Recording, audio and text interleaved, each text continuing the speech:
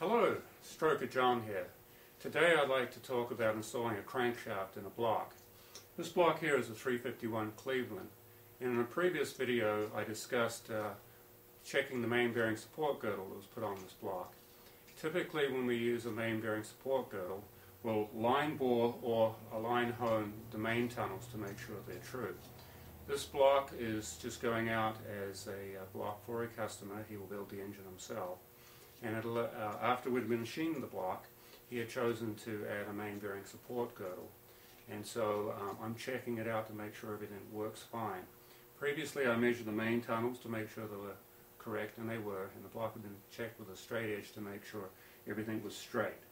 And everything looked good. So today I'm going to put the crankshaft in here, measure the clearance, and make sure it rotates okay. So we'll get to that in just a moment.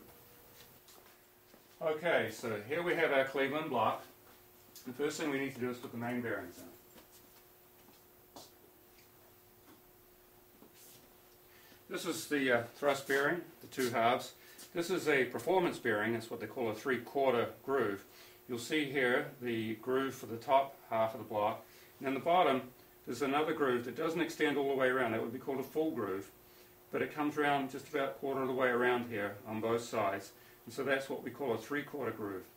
A half groove would have nothing in here. It would just be the groove on the top. So previously I've wiped out the surface where the bearing is going to sit with a rag and carburetor cleaner. I like to use carburetor cleaner. It gets things real clean. You can blow it off and it evaporates. I did the same thing with the bearings. I wiped them down with carburetor cleaner. So I'm going to drop the main bearings in now.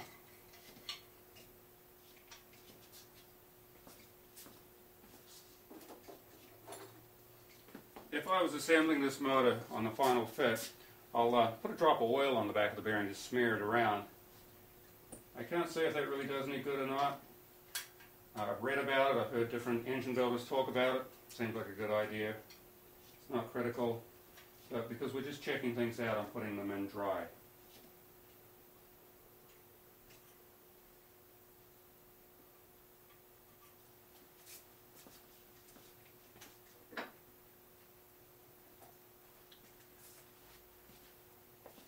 Ordinarily I would mount all the bearings and check them all, but for sake of time I'm only going to show you how I do one today. I'm just going to choose a second cap to check, so we'll drop the cap on there.